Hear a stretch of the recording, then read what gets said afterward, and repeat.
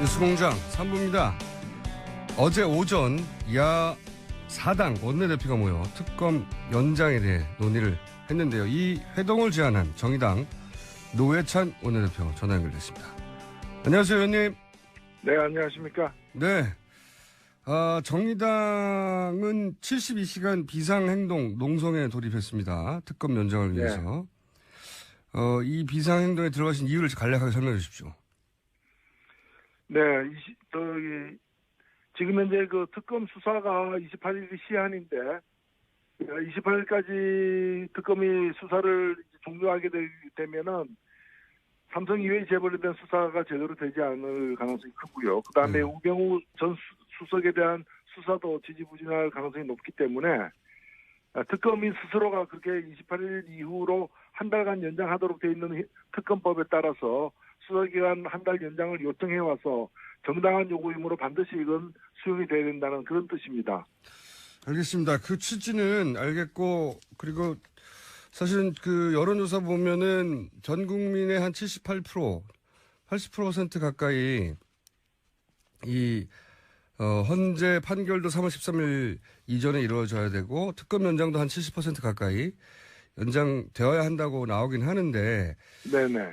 지금 그 자유한국당에서는 이 특검 연장에 대해서 안 된다고 하고 있지 않습니까? 예, 그게 말이 안 되는 거죠, 사실은. 애초에 그 연장 71 플러스 30일, 30일은 당연히 요청하면 연장해준다고 얘기하면서 시작된 게 아닙니까, 이게? 애초에 여야가 당시 새누리당 시절에 네. 이 문제를 가지고 합의를 볼 때 원안이 본 수사 기간이 100일이었어요. 예. 100일이었는데 당시에 그 새누리당 원내 수석 부대표가 100일로 하면 이게 느슨해질 수 있으니까 70일로 하고 그 다음에 필요할 때 30일 연장하면 되지 않느냐라고 30일 연장하는 자신들이 제기를 했어요. 오히려 거꾸로. 예. 예, 그렇죠. 그렇기 때문에 70일로 부족하면 30일 무조건 연장하는 거다. 그건 당연하다고 자기들이 그렇게 얘기를 해서 합의를 이제 보는 것인데, 예. 이제 와서 그 연장을 더 반대한다는 것은 그건 말이 안 되는 거죠. 뭐 애초에 그렇게 했다 하더라도 말을 바꾸는 건 뭐 특기니까요, 원래. 특기긴 한데. 저희 이제 일반인들 입장에서 국민 대다수가 연장에 찬성하고 이런 상황에서 야당 의석도 지금 자유한국당을 빼고도 3분의 2가 넘는데 이런데도 이것이 어려운가 의아해하거든요. 왜 어려운지 좀 설명해 주십시오. 이게. 지금 현재 국회가 다수결에 의한 민주주의가 진행되는 게 아니라 국회 선진화법 때문에 사실상 합의제예요. 네네. 그러니까 다른 당이 3분의 2가 넘는다 하더라도 어느 한 당이 반대하면은 교섭단체인 다른 당이 반대하면은 이게 통과가 안 되게 돼 있어요. 지금 그렇죠. 그러니까 지난번에 이제 탄핵 소추 같은 경우에는 헌법에 따라서 3분의 2가 동의하면은 통과되는 걸로 해서 200석 넘게 234명이 찬성해서 통과됐는데 일반 법안 같은 경우에는 사실상 합의제로 돼 있기 때문에 이제 국회의장이 직권상정하기도 힘들게 지금 돼 있습니다. 직권상정 경우에도 원내 대표들의 동의가 있을 경우에 직권상정한다라고 되어 있기 때문에 그걸 새누리당이 악용해가지고 지금 저지하고 있는 거죠. 그럼 우선 좀 나눠서 따져보자면 거기까지 가기 전에 황교안 대행이 특검을 연장 처리해주면 애초에 그 새누리당 시절에 합의한 대로 연장해주면 문제가 없는 것인데 지금 내일까지 특검 연장 입장을 알려달라고 그 원내 야 4당은 이야기를 했는데 황교안 대행이 지금 특검을 연장해줄 리가 만무하지 않습니까? 그렇게 보시죠? 근데 사실 우리가 좀 냉정하게 따지면은 황교안 총리는 박근혜 대통령의 법정 대리인이나 박근혜 대통령 개인을 위해서 지금 권한대행하는 게 아니지 않습니까? 그렇죠. 대통령직의 권한대행인 것이고 그렇다면은 공정성을 가져야 되는 것이고 그리고 특검이 스스로 조사에 더 필요하다고 판단하면은 그건 자동적으로 들어줘야 되는 것이죠. 그러니까 박근혜한테 불리하다 그래가지고 이거 반대한다는 것 자체가 그 탄핵감이죠, 사실은. 저도 그 논리에는 동의하나 전망은 안 해줄 거라는 게 훨씬 더 우세하지 않습니까? 예, 저는 그럼에도 불구하고, 황교안 국무총리 겸 권한대행이 좀 이성을 갖고 있다면은 이걸 동의를 해야 된다고 생각합니다. 네, 동의를 해야. 촉구할 것이고요. 네네. 저희들은 오늘부터 국회 앞에서 이제 비상행동으로 농성도 들어갑니다만은 황교안 총리가 즉각 이걸 수용하지 않으면은 찾아갈 거예요. 면담 신청을 해서라도 강력하게 요구할 생각입니다. 알겠습니다. 더군다나 황교안 총리가 대표님 고등학교 동창 아닙니까? 그 점은 죄송하게 생각하고요. 죄송해요. 예. 그럼 사적인 걸 뛰어넘어서 공적으로 이건 국무총리로 권한대행으로서 맡든지 해야 될 일이죠. 네, 고등학교 동창인 게 죄송할 일은 아닌 것 같은데 그게 죄송하기까지 할 정도로 지금. 예, 하여튼 공식적으로 요구할 생각입니다. 알겠습니다. 아직 황교안 대행이 여기에 대해서 가타부타 입장을 내놓지는 않았죠? 하겠다, 안 하겠다. 예, 입장을 내놓지는 않았는데, 본인이 검찰 출신 아닙니까? 네. 그러니까 이 정도 사안이면은, 그리고 수사 인력이 그 정도 되면은 이게 수사를 기한 내에 다 하기 힘들다는 거는 누구보다 잘 알 거예요. 그렇겠죠, 당연히. 그리고 국민들이 재벌들이 죄를 갖다가 덮으라고 요구하는 게 아니라 밝힐 건 밝히고 처벌할 건 처벌하자는 거 아닙니까? 예. 그게 이제 검찰의 정신에 맞는 거죠. 그리고 지금 만일에 특검이 28일까지 하게 되면요. 28일까지 이제 연장이 되지 않아서 종료하게 되면은 나머지는 일반 검찰에게 넘어가는데 일반 검찰이 우병우 수석 등을 제대로 수사할 가능성이 없다는 거는 확인된 사실이고요. 예. 두 번째는 일반 검찰은 지난번 수사에서 삼성등 재벌들에 대해서 뇌물죄 적용을 하지 않았습니다. 예. 그렇기 때문에 뇌물죄로 이들을 수사하는 것 가능성이 대단히 희박하기 때문에 그런 점에서 특검이 수사를 해야 될 이유가 상당하기 때문에 특검 수사를 보장을 해줘야죠. 자신이 검찰 출신인데 검찰이 자신의 후배들이 이렇게까지 박수 받는 거는 정말 헌정사상 처음인 것 같은데 이렇게 박수 받을 때 도와줘야 되는데 네.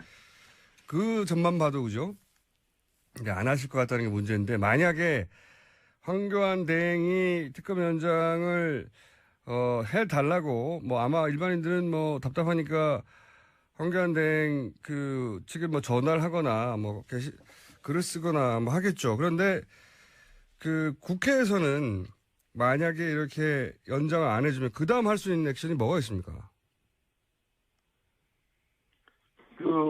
지금 애초에 법 자체가 네. 대통령의 승인하에 연장하도록 돼 있었습니다. 네. 사실 지금 제가 낸 법은 당시에 이제 이전 법의 문제 때문에 검찰이 특검이 판단하면 국회 통과만 하면 연장되도록 하는 법안이 아직도 계류 중이에요. 그렇군요. 예, 그래서 저는 사실 새로 다시 특검을 만드는 한이 있더라도 예. 지금 얘기하기는 섣부릅니다만은 일단 현재 특검이 연장되는 게 가장 바람직한 것이고요. 이게 1번이고, 예. 네네. 아니면은 특검법을 개정해서라도 예. 새누리당 반대 때문에 힘들게 되어 있습니다만은 개정해서라도 28일 전에 개정해서라도 현재 특검의 연장되도록 강제하는 것이 두 번째 방안이고요. 그러면 모든 것이 예. 네. 그러려면 이제 23일이 국회 본회의가 아직 마지막 본회의이기 때문에 네네. 23일 날까지 황교안 총리가 못하겠다 그러면 23일 날도 직권상정에서 통과시켜야 된다는 게 저희들 입장입니다. 네. 그러면 그것도 안 된다면은 네네. 현 특검은 28일 끝나더라도 바로 특검법을 갖다가 3월 국회에서라도 제정을 해가지고 네. 새로운 같은 사람들로 구성하더라도 어떤 특검이 다시 또 수사할 수 있도록 길을 열어줘야 되는 게 아닌가 생각합니다. 그럼 남아있는 길은 우선 황교안 대행이 특검 연장을 해주는 것이 가장 합리적이고 그리고 그렇게 약속되었던 바이고 그대로 해줘야 되는데 만약에 그게 안 된다면 23일 날 지금 계류 중인 개정안을 통과시켜서 이 특검을 연장해야 되는데 자유한국당이 동의를 안 해줄 테니까 그럴 경우에는 남아있는 거라고는 국회의장의 직권상정밖에 없지 않습니까? 예. 23일 날 직권상정인데 이게 지금 국회의장이 직권상정을 하려고 해도 여야가 합의해야 되는데 지금 여당인 자유당이 합의를 안 해줄 테니까 네. 합의해 주지 않아도 직권상정하는 사례를 또 만들게 되는 건데요. 여기에 대해서 국회의장이 부담을 느끼겠죠? 아무래도. 그렇죠. 사실은 과거에 19대 국회 때 정의화 국회의장이 테러방지법을 갖다가 여야 원내대표들 합의 없이 밀어붙였죠. 네네. 그런 사례가 있긴 합니다. 근데 그때는 이제 국회법에 예. 천재지변이나 국가 안위와 관련된 부분에서는 이제 원내대표들의 동의 없이도 할 수 있다라고 되어 있다는 그 조항을 이제 해석을 그렇게 해서 밀어붙였는데 네네. 국가 안위와 관계 있다라고 또 의장이 판단하고 용단을 내린다면 가능할 수도 있는 거죠. 알겠습니다. 그럼 두 번째로는 정세균 의장에게 이제 물어봐야 될 상황이 되는 거군요. 이렇게 되면. 네네 그렇습니다. 네, 직권상정을 할 의지가 있냐? 지금 제가 알기로는 지난주까지는 여야 합의를 해야 직권상정을 할 수 있다는 원론적인 입장만 계속 말씀하셨는데. 네네. 만약에 그렇게 해서 직권상정도 안 됐다. 그러면 남아있는 거는 새로운 법안을 3월에 만들어서라도 지금 현재 특검은 해체하고 절차적으로는 해체되더라도 다시 똑같은 팀으로 새로운 법안으로 3월에 다시 특검을 발족시키는 법안을 제출을 하는 방안도 생각해 볼 수 있다. 이런 말씀이신 거죠? 예, 그렇습니다. 예. 근데 또 그 법안이 제출돼도 똑같은 방식으로 자유한국당이 방해하지 않겠습니까? 근데 자유한국당도 이제는 국민 여론 앞에 여론을 받아들여야죠. 항복해야죠. 대통령 탄핵되고 지금 그 법원에서도 그 이재용 부회장 구속영장 발부되고 하는 마당에 끝까지 그 누구를 갖다가 비호하겠다는 것입니까? 그 자유한국당은 아마도 자기들끼리는 그 기각서를 굳게 믿고 있는 것 같아요, 보니까. 그래서 기각될 거고, 기각되면 뭐 특검은 당연히 새로운 법안이 제출되지 못하도록 할 것이고 뭐 이런 생각을 하는 것 같습니다. 그런 설은 들어보셨죠? 예, 저는 뭐 믿지는 않습니다. 네, 그런 설은 들어보셨는데. 예. 여기서 또 한 가지 중요한 그 정당의 포지션이 이 바른정당, 예를 들어서 권성동 법사위원장, 법사위에서 이거가 통과돼야 되는데 1차적으로는 권성동 법사위원장도 현재는 여야 합의가 있어야 된다는 입장 아닙니까? 그렇습니다. 네, 그렇게 알고 있습니다. 법사위부터 일단 막혀 있습니다. 권성동 위원장이 통과시키려고 하더라도 자유한국당의 법사위 간사 김진태 절대 반대하겠죠. 이분은 김진태 간사가 반대해도 또 법사위원장이 마음대로 통과시킬 수가 없죠. 법사위에서. 예, 그렇습니다. 예. 이게 도처에 지뢰가 있고 그렇습니다. 그렇군요. 법사위부터 통과가 되기 어렵고 남는 거는 여기를 통과해도 직권상정도 어렵고 참 어렵습니다. 이 문제는. 그런데 이제 이렇게 특검이 이 사안을 다루지 않으면 검찰로 돌아가서는 제대로 수사를 못할 것이라는 얘기는 저희도 많이 다뤘고 의원님도 그렇게 생각하시는 거죠. 지금 검찰로 돌아가서 과연 재벌들을 수사를 제대로 하겠냐 이런 걱정이 크신 거죠.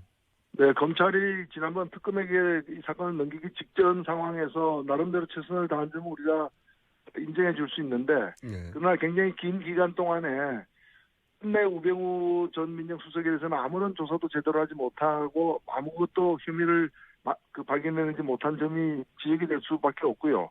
또 하나는 삼성그룹에 대해서도 그냥 강제 모금에 그냥 억울하게 피의자처럼 응해 그렇죠. 그것 말고는 뇌물과 관련해 가지고는 적극적인 수사를 못했기 때문에 이번 특검에서 이렇게 새롭게 발견된 혐의를 갖다가 계속 잘 유지하고 더 파헤칠 어떤 가능성이 있는 데서는 대단히 의문입니다. 그러니까요. 저희 차동욱 검찰총장 나와서 본인이 이제 직접 검찰총장을 해본 분이니까 더더군다나 잘 알 것 같던데 이런 재벌 수사나 또는 우병우 수사나 뭐 이런 라인들이 계속 살아있는데 살아있는 라인이 이걸 제대로 할 수 있겠는가. 한 번 못했던 건 결국 되돌아가도 못한다. 그리고 네, 그렇죠. 검찰이 인력이 100배가 넘는데 특검이 겨우 20명으로 2달 만에 이 정도 왔는데 네. 100배가 넘는 인력으로 못하지 않았느냐. 이전에 이미. 네. 뭐 이런 얘기를 쭉 하셨어요. 네. 그래서 꼭 특검으로 가야 된다고는 다들 국민들도 생각하는데 이게 절차적으로 굉장히 어렵군요. 네. 일반 국민들이 이 답답함을 표현하고 그 정치권에 압력을 가하고 할 수 있는 방법은 전화 거는 수밖에 없겠네요. 그러면. 그렇습니다. 사실 지난번에도 네. 특검법이 그 국회 통과가 만만치 않은데 통과가 되었고 탄핵소추안도 국회에서 그렇게 3분의 2가 넘게 통과된 것은 전적으로 우리 국민들의 압박 때문이거든요. 네. 대단히 죄송스러운 말씀이지만 지금도 여전히 가장 힘이 있는 것은 국민들입니다. 그렇기 때문에 뭐 저희들도 앞장서겠습니다만은 국민들이 그 어떤 들끓는 어떤 여론을 가감 없이 전달할 필요가 있습니다. 여의도에서는 그게 이제 벌써 촛불도 좀 익숙해졌고 시간도 많이 지나서 국민들의 여론이 어느 정도인지 잘 느끼지 못하는 것 같기도 합니다. 일이 이렇게 진행되는 걸 보니까. 네네. 그래서 다시 전화를 하거나 이런 일을 해야 한다고 말씀하시는 것이고, 그리고 정의당에서는 72시간 비상 행동을 하신다는 것이고, 자, 이야기 나온 김에, 네. 황교안 대행 얘기가 나온 김에 제가 한번 더 여쭤보겠는데, 고등학교 동창이시고, 원래 고등학교 때 친하셨습니까, 혹시? 예, 뭐, 그 당시 학생 수가 많지 않기 때문에, 네. 예. 생각은 좀 달랐지만은 또 뭐 같은 학교 동창으로서 이렇게 교분은 있었죠. 그런데 한 인터뷰에서 이런 말씀을 하셨더라고요. 황교안 대행이 대선에 나올 정도로 바보는 아니다 이렇게 말씀하셨던데. 지금 그렇죠. 지금 황교안 대행이 대행이 된 거는 예. 대통령이 지금 유고 상태 아닙니까? 탄핵 소추 당해가지고. 예, 그러면 사실은 이제까지 그리고 뭐 탄핵 될 가능성이 대단히 높은데 대통령이 그간의 국정농단에 대해서 가장 큰 책임은 대통령이겠지만 두 번째는 국무총리 아니겠습니까? 그리고 국정농단이 벌어지던 그 수년 동안에 법무부 장관 총리를 역임한 사람이 당사자고요. 그러면 대통령이 탄핵되어야 조기 대선이 이루어지는데 대통령이 탄핵되면 대통령이 유죄란 뜻인데 그러면 국무총리는 같이 책임을 무릎 꿇고 용서를 빌어야 될 사람이지 나는 대통령 하겠다라고 나온다는 거는 그 헌법재판소의 탄핵 심판 자체를 갖다가 부정한다는 뜻이기 때문에 있을 수 없는 일이라 생각되고 뭐 그 정도로 막갈 사람인가에 대해서 저는 뭐 그렇게 바보는 아니다 이렇게 생각하는 것입니다. 예. 그런데 이제 자유한국당에서는 본인들이 그렇게 스스로를 세뇌시킨 건지 아니면 무슨 근거가 있는지 모르겠지만 기각될 것이고 기각되면 당연히 대통령이 복귀할 것이고 대통령이 복귀하면 대행을 내려놓고 그때 출마하면 된다. 이렇게 그림을 그리는 것 같아요, 보니까. 그 기각된다면은 뭐 그런 일이 있을 수도 있겠지요. 그러나 기각될 가능성이 뭐 거의 없지 않습니까? 네, 저도 그렇게. 그리고 저는 대통령이 기각된다, 설사 저는 그런 가능성에 대해서 전혀 생각하고 있지 않지만 새누리당이 바라는 대로 만에 하나 기각되더라도 대통령이 지금 국민으로부터 이미 탄핵을 받은 사람입니다. 그렇죠, 그건. 온전하게 대통령으로서의 권한을 갖다가 다시 복귀해가지고 할 수가 없는 상황이에요. 맞습니다. 제가 볼 때는 헌법재판소가 어떤 결정을 내리든 대통령이 온전하게 원래대로의 위치에 가는 것은 100% 불가능하다고 생각되기 때문에 그래서 어떤 경우든 조기 대선은 불가피할 것이다 이렇게 보여집니다. 그리고 그 조기 대선에 책임을 져야 될 사람들이 나오는 것은 우리 국민에 대한 도전이고 역사에 대한 모독이죠. 그 관련해서 홍준표 경남지사가 재심에서 무죄 선고를 받고 그러다 보니까 대권 얘기도 점점 많이 나오고 있는데 그 근처 아닙니까 지역구가 의원님 경남지사면 네. 홍 지사의 대권 도전 가능성에 대해서 어떻게 평가하십니까? 예. 글쎄요. 그분은 17개 광역단체장 중에서 유일하게 주민소환 대상이 됐던 사람이고 그리고 여전히 또 재판도 아직 안 끝나지 않았습니까? 네. 예. 대부분 판결 대부분 법리. 예, 그래서 뭐 네. 아무나 대선이라는 것이 그런 뭐 범법자들, 우범자들 뭐 이런 그 사람들이 막 나오는 곳이어서는 안 된다고 저는 생각합니다. 예. 그런데 그 정의당 대선 후보는 결정이 됐습니다. 이제 심상정 네네. 후보로 예. 내부적으로 경선을 거쳐서 결정이 된 걸로 아는데 심상정 후보 뭐 정의당이 촛불 국면 내내 그렇긴 합니다만 의외로 이렇게 명확하게 뭐랄까요 대선 구도가 나온 상황에서도 지지율이 안 나오는 이유는 뭘까요? 예, 지금은 각 당의 경선이 완료되지 않은 채 여러 당에서 이렇게 여러 후보들이 나와서 몇 개월째 지금 이제 자웅을 겨루는 상황이어서 각 당의 후보에 대한 좀 정확한 객관적인 어떤 지지세가 형성이 안 되는 그 상황이라고 저는 보여집니다. 그래서 이제 3월 가서 각 당의 후보가 정해지면은 정의당 후보는 정의당 후보대로 또 우리 국민들의 또 어느 정도의 그 합당한 또 지지율을 기록하지 않을까 그렇게 기대하고 있습니다. 대표님은 왜 출마 안 하셨어요 이번에? 아예 정의당에 훌륭한 후보들이 많기 때문에. 네. 예. 훌륭한 후보. 아니 심상정 대표하고 경선을 하셔야 그나마 흥행에 도움이 되는 거 아니었습니까? 아유 우리는 그렇게 하지 않더라도 3월 가면은 자연의 선리에 따라서 그때 평균 기온하고 비슷한 숫자가 나올 겁니다. 평균 기온. 아니 그건 전망이고 제 말은 대표님은 왜 이번에 출마 안 하셨냐는 거죠. 예. 가위바위보 치셨어요? 예. 아니요, 훌륭한 후보들이 많은데 저까지 굳이 나갈 필요가 있겠습니까? 훌륭한 후보 중에 심상정 대표밖에 사람들이 잘 모르니까. 아유, 그 강상구 후보도 이번을 통해서 많이 알려졌습니다만 훌륭한 후보입니다. 사실은 더 있는데 다 나가지는 않았죠. 알겠습니다. 그건 다음 스튜디오에 모시면 저희가 한번 전화하기로 하고 마무리로 제가 네. 지금 일반 국민들한테 SOS를 치신 거 아닙니까? 의원들의 네네. 힘만으로는 특검 연장이 어렵다고 이제 판단하신 거고 절차적으로도 그렇고 국민들은 그러면 어디다 전화를 해야 되는 겁니까? 황교안 대행에게 전화를 해야 되는 겁니까? 아니면 정세균 국회의장에게 전화를 해야 되는 겁니까? 저는 황교안 대행에게 주로 전화를 많이 해야 되고요. 예. 그리고 각 지역의 새누리당, 자유한국당 네. 에게도 전화를 해야 됩니다. 왜 범죄자를 비호하느냐, 왜 수사를 방해하느냐. 정말 어찌 보면은 수십 년 만에 다시 없는 기회처럼 우리 대한민국이 새로워질 수 있는 저로의 기회가 주어졌는데 이걸 갖다가 제대로 수사 못하게 해가지고 도대체 누굴 이롭게 하느냐라는 거죠. 박근혜 대통령을 이렇게 하겠죠, 물론 결과적으로. 네, 예. 그래서 저는 그런 점에서 책임 있는 황교안 권한 대행과 또 새누리당에 계신 분들에게 자유한국당에 계신 분들에게 국민들의 생생한 목소리가 전달돼야 된다고 봅니다. 정세균 의장에게도 마지막 수단으로 직권상정도 고려해 보라고 전화해 볼 필요가 있겠네요. 예, 우리 또 국회의장이 여러 가지 훌륭한 일을 많이 해오셨는데 이 중요한 국면에서 예. 잘 또 매듭 지어지시기를 바랍니다. 네, 정세균 의장이 전화 너무 많이 받아서 항의할 곳이 있다면 그것은 정의당 노회찬 원내대표라는 말씀을 제가. 근데 정세균 의장보다도 1차로는 예. 1차로는 황교안 총리에게. 그렇죠. 그러면은 연장을 갖다 승인하면은 이제 법 개정 없이도 되는 것이니까요. 그걸로 좀 집중해 주시기 바랍니다. 네, 그리고 정세균 국회의장에게도. 직접 하시죠, 자, 여기까지 하겠습니다. 오늘 말씀 감사합니다. 네, 감사합니다. 정의당 노회찬 원내대표였습니다.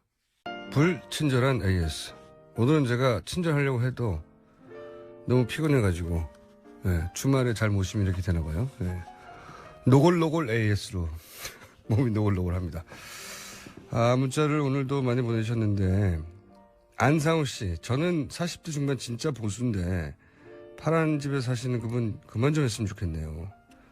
저는 평소 김원준 씨를 별난 사람이라고 생각했는데 이번 사태를 계기로 많은 도움을 받고 있습니다. 이게 단일한 정치 이슈에 전 국민이 80% 정도로 같은 뜻을 표현한 저걸 전 처음 봤어요. 사실. 예를 들어서 소녀 동상 이거 거기 두면 안 된다. 100%일 것 같은데 그러니까 소녀 동상을 일본 대사관 앞에 계속 둬도 된다. 100%일 것 같은데 70%입니다. 그렇게 명백한 사안도. 80%는 정말 높은 거예요. 그래서 국론이 자꾸 분열됐다고 그러는데 국론은 헌정사상 최초로 통일된 겁니다. 이 정도면 거꾸로 봐야 돼요.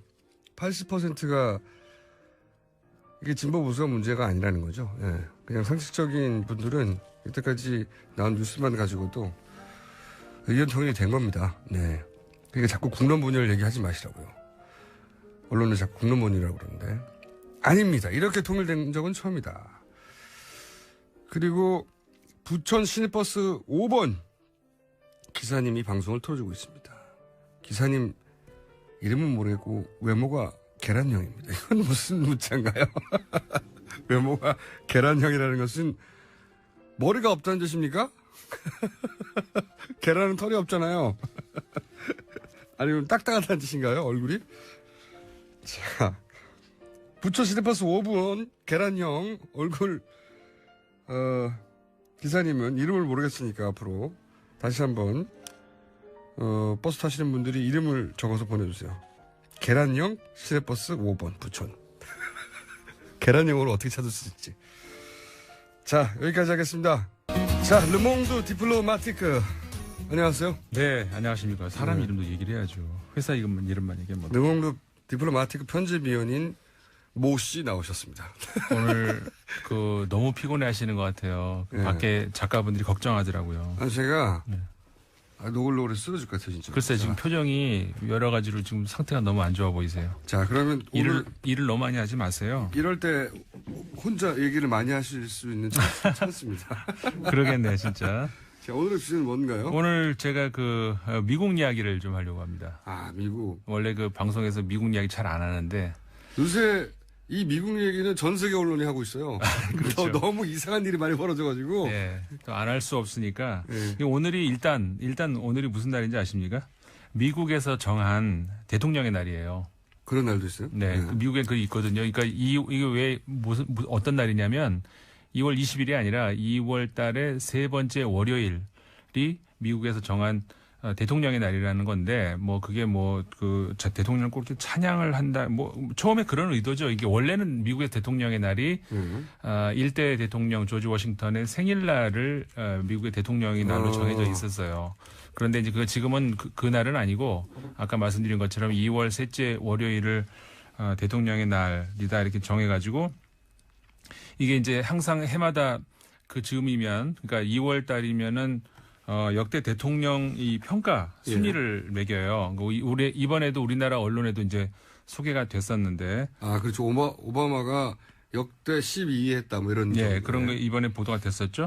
해마다 이제 보도가 되는데 항상 보면은 1, 2, 3, 4등 정도는 변하질 않아요. 그건 수십 년, 수백 년 전 사람들. 네. 네. 수백 년까지는 아니지만 참. 1위는 다 짐작하시겠지만, 에이브라함 링컨. 2위가 조지 워싱턴.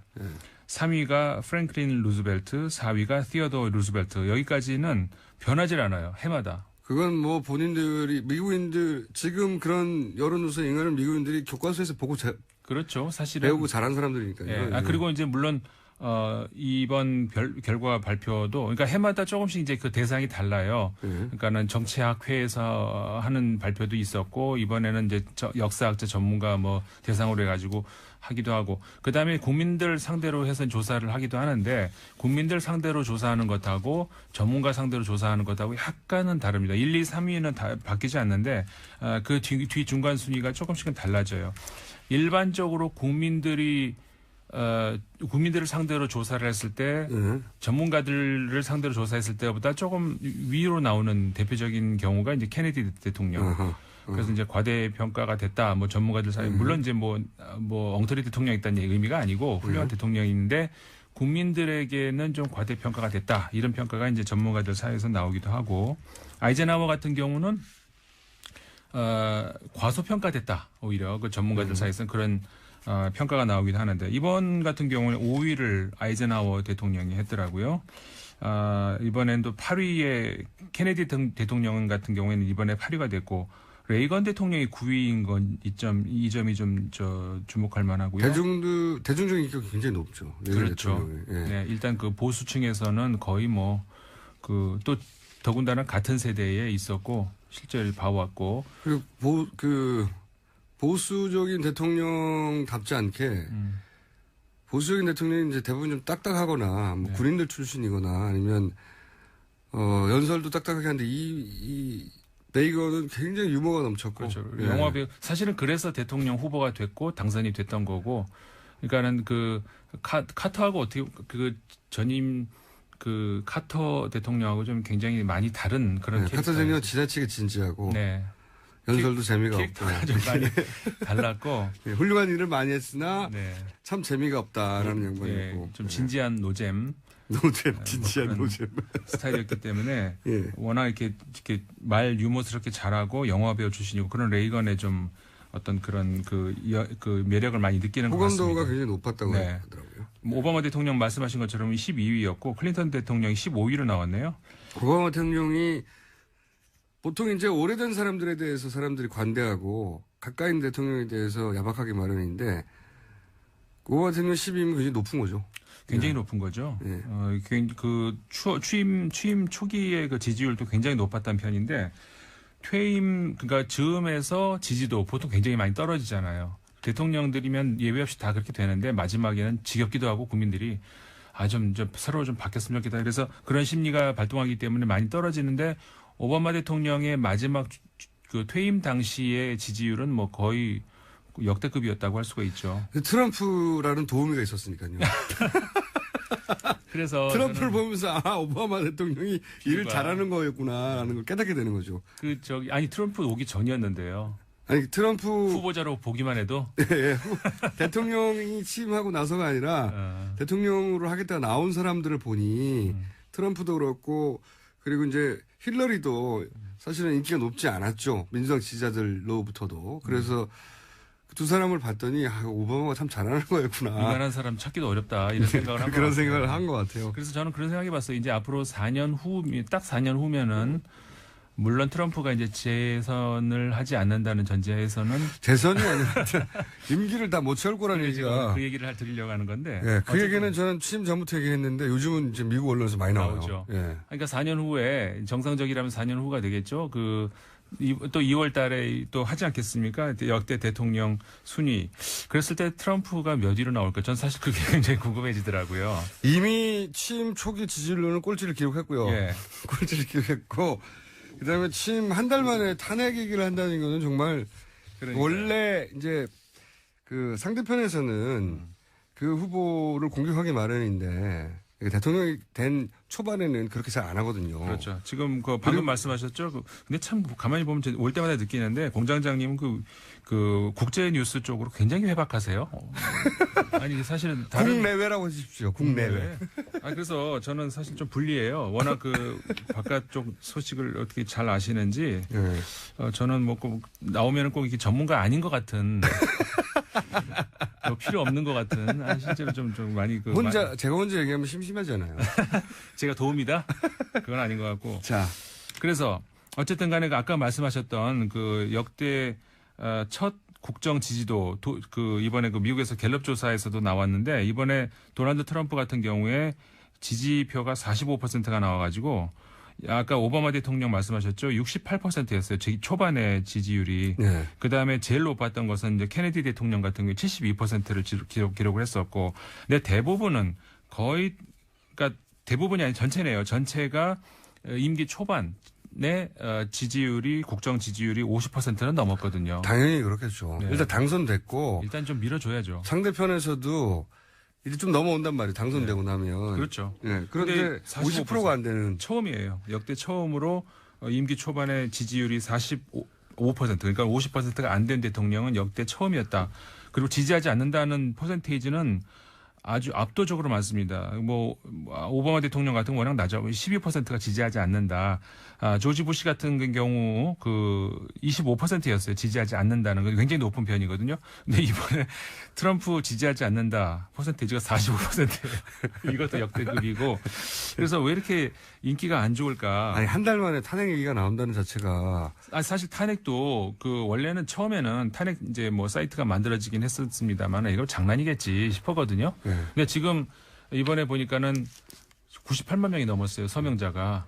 굉장히 진지해요. 네. 지금 이렇게 되면은 과연 이게 탄핵까지 진짜 갈 건가? 이런 진지한 그 뉴스가 이제 미국에서 언론에서 나오기 시작을 한다는 거죠. 한 달 된 대통령을 두고 주류 매체가 네. 이게 탄핵에 대해서 얘기한다는 거는 이게 사실 상식적으로는 절대 납득이 안 가는 상황이거든요. 그렇죠.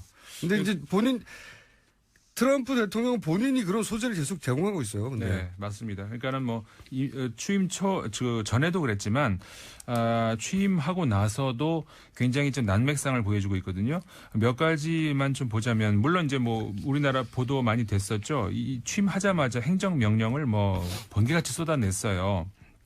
행정명령을 남발한다 이런 말이 나올 정도로 지금까지 25건을 행정명령을 냈거든요. 이렇게 많이 임기 초반 한 달 만에 이렇게 25건이나 행정명령을 낸 대통령이 과연 있었는가 싶은데 그중에 대표적으로 이제 예를 들어 제일 먼저 했던 것이 취임 당일날이었죠. 아마 그 오바마 케어 규제 완화. 네. 이거를 한마디로 말해서 전임 및 대통령에 대한 어떤 그 예우 이런 거 없다는 거죠. 난 이건 노리고 왔다. 그 다음에 이제 유명했던 그 이슬람권 7개 나라의 국적자랑 그 이민자들 입국 제한하는 행정명령. 아주 전 세계가 난리가 났었죠. 그 외에도 뭐 여러 가지 환경 문제에서 저기 키스턴 엑셀 송유관, 다코타 접근 송유관 이런 것들을 오바마 대통령이 이제 못하게 했는데 그거를 재검토한다. 이런 거라든가 등등 해서 이제 굉장히 많거든요. 근데 이런 거에 대해서 이미 민주당은 물론이고 공화당 안에서도 이건 너무 나가는 거 아닌가 이런 목소리가 나오고 있고 말씀하셨죠. 미국 언론들하고 사이가 지금 너무 안 좋아요. 그러는 와중에 지난주였죠. 우리나라에서 그날이 이제 김정남 사망 사건 그때 그걸로 뉴스를 많이 묻혀버렸는데 미국의 국가안보보좌관 어떻게 보면 선임 보좌관 굉장히 배역관에 높은 자리인데 마이클 플린 보좌관이 결국 물러났습니다. 러시아와 내통설 때문에. 맞습니다. 네. 그래서 그러니까는 러시아가 계속해서 트럼프 대통령의 발목을 잡고 있잖아요. 들어오기 전부터 그랬는데 결국 이게 사실로 드러나는 거 아니냐. 이게 탄핵에 불을 지피는 그런 계기가 좀 되고 있거든요. 이게 간단하게만 이제 설명을 드리면은 마이클 플린 전 국가안보보좌관 이분이 취임하기 전부터, 그러니까 트럼프 대통령 취임하기 전부터, 트럼프 대통령이 취임하기 전이라면 당연히 국가안보보좌관이 임명되기 전이고, 그럼 민간인 신분이잖아요. 민간인 신분으로, 러시아 대사를, 주미 러시아 대사를 만나서, 러시아에 대한 제재 해제를 풀어주겠다고 논의를 했다는 게, 이게 무슨 미국판 최순실도 아니고, 민간인 신분으로 아무리 가까운 어떤 측근이라고 하지만 이럴 수가 있는가 이런 것들이 이제 미국에서 경악을 하고 있다는 거죠. 안 그래도 러시아가 트럼프의 당선을 도운 게 아니냐 하는 의혹과 그 의혹에 대한 미국 정보기관의 보고가 있었죠. 그렇죠. 오바마 말기에 네. 러시아가 트럼프의 당선을 도왔다라고 하는 정보 보고가 있었고 자세한 내용은 안 나왔지만 네. 이제 우려를 표명한다 하고 이제 오바마는 내려갔는데. 그런 일이 미국 사람들 머리에 남아있는데 알고 봤더니 그거하고 연결돼서 그렇죠. 러시아에 대한 경제 제재를 트럼프가 풀어주려고 해? 왜? 그거를 사전에 미리 취임하기도 전에 그러니까 물론 이 대목에서 트럼프가 과연 알았겠는가 그거는 아직까지는 알려진 바가 없고 물론 본인이 부정하고 있고요. 몰랐다고 하겠죠.